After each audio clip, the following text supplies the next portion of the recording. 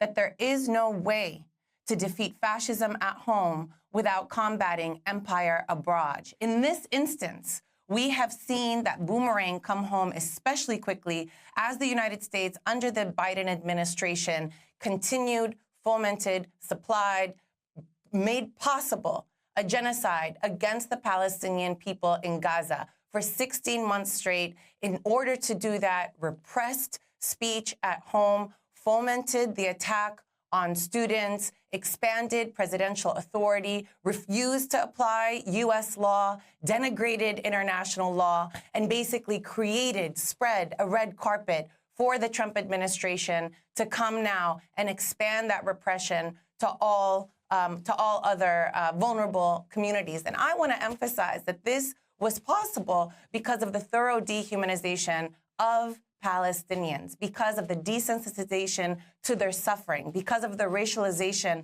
as violent and dangerous. Children were being slaughtered, and asking for Americans not to slaughter them. Somehow, do not kill children became an exception when it came to Palestinians. There was actually supporting the repression of universities, of their students, because they were described as violent and dangerous rather than celebrated as anti-war protesters in the tradition of university protests in this country. I have quotes from the Biden administration, from Biden himself, where he says, let me be clear, violent protests will not be tolerated, but peaceful protest is, suggesting that the student protests were violent when 98% of them were nonviolent. It was Biden who said, this blatant anti-Semitism is reprehensible and dangerous. It has absolutely no place on college campuses or anywhere in our country.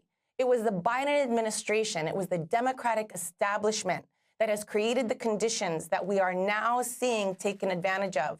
The Trump administration before has tried to gut, but could not do it. But in this moment has been able to do it because all of the guards have been let down as the supposed liberal establishment allowed for these repressive regimes to be mobilized against Palestinians once again.